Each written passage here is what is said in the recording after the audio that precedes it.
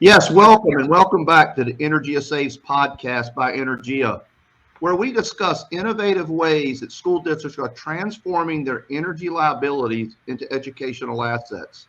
Hey, I'm your host, Kendley Davenport, and with me is my co-host, Kendra McQuilton. Thanks, Kendley. Welcome, everyone, back to a new podcast. Hey, and we're so again blessed today to have our Vice President of Engineering, Dave Newman, join us. Dave comes with a considerable experience working with hundreds of school districts with all types of energy-related projects, representing really well over $1 billion in construction and really saving school districts over $56 million annually. We really appreciate having Dave's expertise on our podcast today. Hello, Dave. Hi, good morning. Good afternoon. Glad to be here. Thanks, Dave. So the title of today's podcast is How Many Engineers Does It Take to Change a Fluorescent Bulb? But seriously, we wanted to highlight today the fact that there are different players in energy performance contracts, in the project teams, different from traditional capital projects. And really kind of highlight the reason why there are different roles and different responsibilities that need to take place in a performance contract as opposed to what most people are used to in a traditional capital project. So Dave, why don't we start with Energia has engineers, ESCOs have engineers, energy services companies that play a part in performance contracts. How are they similar? How are they different? How do they work together in an EPC? Thank you, Kendra. So in many ways, Energia's engineers and the ESCO's engineers are sort of one and the same in that we are extremely focused on understanding energy systems, energy conservation, energy calculations, how to conserve energy, how to quantify that. But part of an EPC is it's a turnkey process that's not just about saving energy, but it's also the design, engineering, and implementation of energy systems and equipment.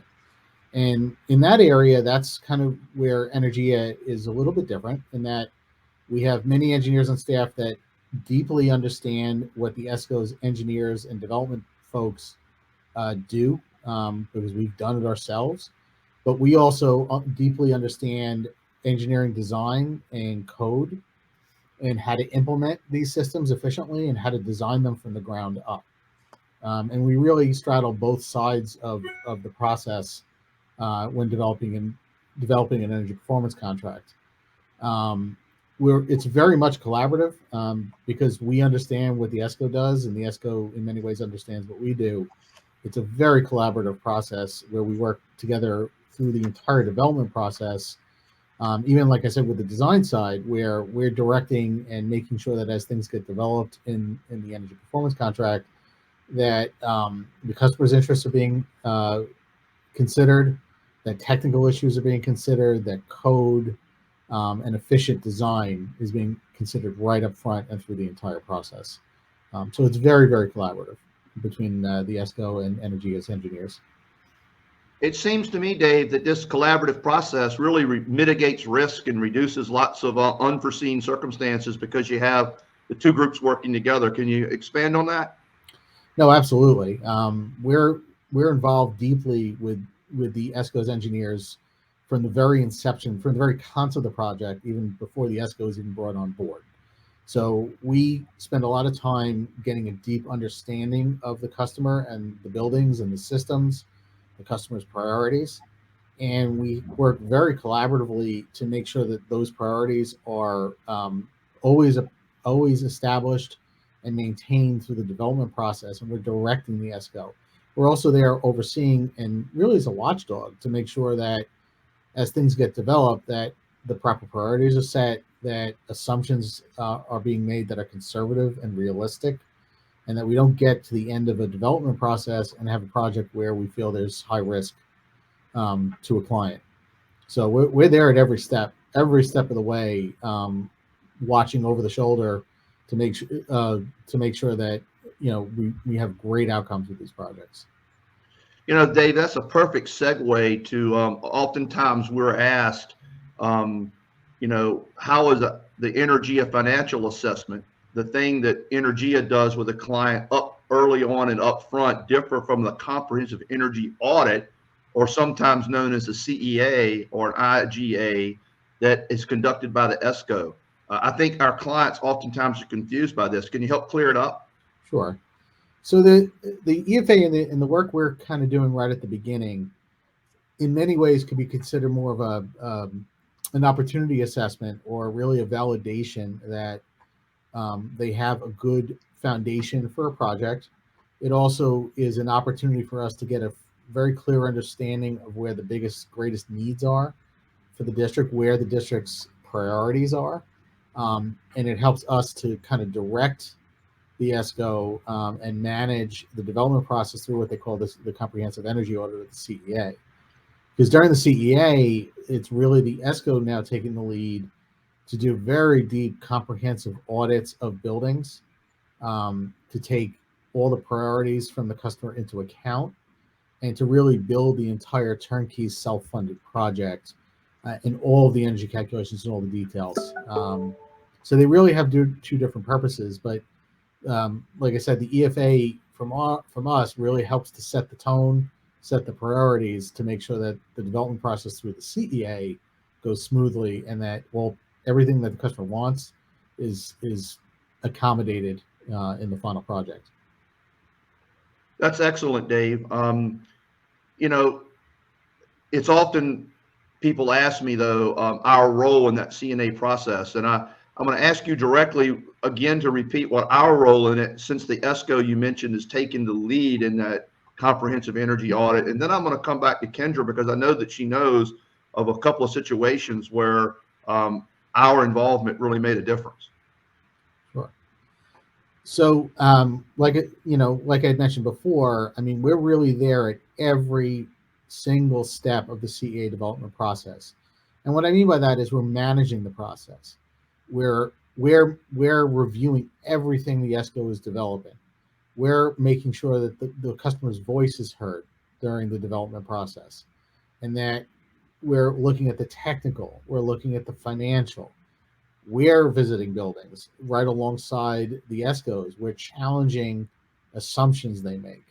And really the goal there is to make sure that when we get through this process, that not only is the customer's priorities and needs taken care of, but that assumptions, contract terms, data and information that's being used to build this project is conservative, real, and responsible, and that the project guarantees will be strong. And we really march through every aspect of the development process here, in every element of it, to make sure that the project process is controlled and managed so that we get the outcome we want. Okay. Thanks, Dave. And, I can just say from a broader perspective that really doing an EPC without your energy savings engineers in the middle representing you is similar to if you were to go out and do a traditional capital project without your architect and your construction managers advising you of your options, of what the appropriate cost should be, etc. However, many school districts are continuing to do energy performance contracts on their own without that kind of expertise on their side of the table. And so the idea of having that dedicated specialist representing you is that your interests are going to be actively and aggressively acted on and defended throughout the entire process. That's fantastic. Giving really good information. I'm going to close out this podcast with this final good question to you, Dave, and that is, schools oftentimes have that trusted architect, and they might play a role in the process, or even, as Kendra just alluded to, some districts, rely on their very experienced facilities director to try to navigate this very complex process. So, what's their roles in this, and what have you seen in your experience related to that architect or the engineering firm that the district is accustomed to working with, or even their very long-term trusted employee and their facilities director? So, first and foremost, I would say, both of those entities are certainly partners in the process. They have knowledge of the districts and the buildings that, is valuable in the development of an energy performance contract. However, one thing to keep in mind is that it is a very engineering heavy, complex type of program. And principally, these are engineering programs. And what we've seen in other places is that while architects certainly can run EPCs, ultimately they typically end up hiring engineering groups to help manage these programs and to deal with the engineering and HVAC type measures that are in them. It's a highly specialized type of skill, and really that's where we specialize, and we have the expertise to really understand the systems and the efficiency and the calculations. And to properly manage a program like this, you really need that kind of really need that type of depth of experience. And architects are great at capital bonds. This is just not their specialty, whereas we specialize in this and have the expertise to properly manage it. Thank you, Dave. So thank you for sharing all of your expertise, and thank you, Kendley, for another what we hope you believe was an interesting podcast. What we're trying to do is bring the most relevant, interesting topics to these programs. So please, if you have any ideas, if you have any guests, or just any confusion you may have about energy projects or energy efficiency, please shoot us a note at the email address below, and we would really love to hear from you, and as well as any feedback that you have on our podcast so far. Again, everyone, thank you for joining the EnergiaSaves podcast by Energia, and we look forward to sharing some additional topics with you in the future. Have a great day, everyone. Thanks, everyone. Thanks, everybody.